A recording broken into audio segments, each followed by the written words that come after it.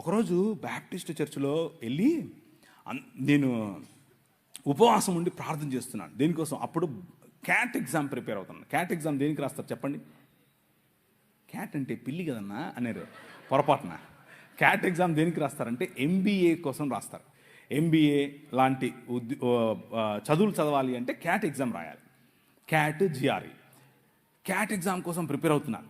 Prepare అవుతూ ఉంటే వెళ్ళి ఒకరోజు ప్రార్థన చేస్తూ ఉంటే ప్రభు నాకు ఒక దర్శనం ఇచ్చాడు. కళ్ళు తెరుచుకునే ప్రార్థన చేస్తున్నాను, కళ్ళు మూసుకొని నిద్రపోవట్లేదు. కళ్ళు తెరుచుకునే ప్రార్థన చేస్తున్నాను. ప్రార్థన చేస్తూ ఉంటే ఆమోసు గ్రంథం ద్వారా ఆయన మాట్లాడి అనేకమైన జనాలు నెత్తి మీద టోపీలు పెట్టుకొని తెల్లటి వస్త్రాలు వేసుకొని ప్రభు అయిన యేసు క్రీస్తులోనికి పరిగెట్టుకుంటూ రావడం నేను చూశాను. నా దర్శనంలో చూశాను. ప్రభు అన్నాడు, నువ్వు ఇందోర్ అనే పట్టణానికి వెళ్ళాలి అన్నాడు. ఇందోరా? ఏంటిది? నేను ఎప్పుడు ఇన్లా, ఆ ఊరు ఎక్కడ ఉంటుందో నాకు తెలియదు. మ్యాప్లో వెతికా, ఇందోర్ అనేది మధ్యప్రదేశ్లో ఉందని తెలిసింది. వెళ్ళిపోయా రాత్రికి రాత్రి. ఒక బ్యాగ్ తీసుకుని దాంట్లో 2 చొక్కాలు 2 ప్యాంట్లు వేసుకుని వెళ్ళిపోయా. ఏమో ఎచ్చులుగా వెళ్ళిపోయా. అక్కడ చూసి చలి, అక్కడికి వెళ్ళిపోతే రైల్వే స్టేషన్లోనే ఉండాల్సి వచ్చింది. నాకు ఎవరు తెలియదు అక్కడ.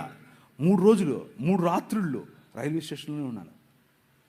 రైల్వే స్టేషన్లోనే ఉండి సువార్త పరిచర్య చేస్తూ ఉంటే మోకాళ్ళ మీద ప్రార్థన చేశాను. ప్రవ్వా ఏంటి, తుమ్ జాతా హై మై ఆతా హై, ఇంతే వచ్చు నాకు, అంతమించేం రాదు. జాతా హై ఆతా హై ఇంతే వచ్చు. ప్రవ్వా ఏంటి ప్రవ్వా, నాకు ఈ భాష రావట్లేదు, నేనేం చెప్పాలి అని అంటే అనర్గళంగా మాట్లాడటానికి హిందీ ఇచ్చాడు. దేవునికి స్తోత్రం కలుగును గాక. అనర్గళంగా, మామూలుగా కాదు. ఒక్క నెలలోనే టీవీలో మాట్లాడాను. ఎలా? హిందీలో మాట్లాడాను.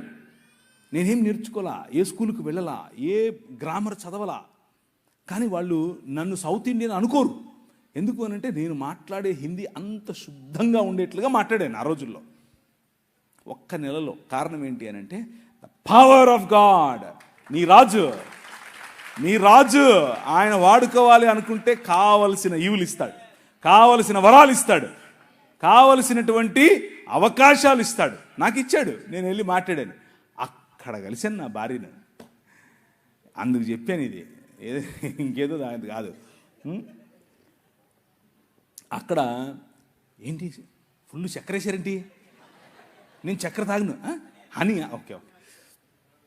అక్కడ నేను పనిచేసేటటువంటి, అంటే నేను ఏ సంఘంలో అయితే వెళ్ళానో ఆ సంఘం పాస్టర్ గారు అమ్మ లడ్డులాగా దొరికాడు అనుకున్నాడో ఏమో తెలియదు, కానీ వాళ్ళ కూతురునిచ్చి పెళ్లి చేశాడు.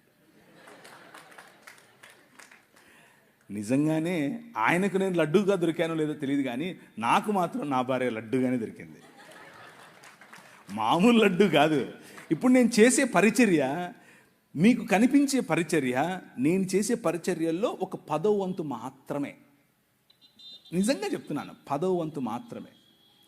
చర్చ్ ప్లాంటింగ్ కానివ్వండి, రోడ్డు మీద పడుండే వాళ్ళని తీసుకొచ్చుకోవడం కానివ్వండి, పిల్లలను పెంచడం కానివ్వండి, డిసైపుల్షిప్ ట్రైనింగ్ కానివ్వండి, బైబిల్ కాలేజెస్ కానివ్వండి, బిజినెస్ యాడ్మిషన్ అనే పరిచర్య కానివ్వండి, వ్యాపారాలు స్థాపించే పరిచర్య కానివ్వండి, పొలిటీషియన్స్గా ప్రజలను రిలీజ్ చేసే పరిచర్య కానివ్వండి, ఇలాంటి పరిచర్యలు అనేకమైన పరిచర్యల్లో నా భార్య నా ముందు నాకు వెనక్కుండి నడిపిస్తాయి.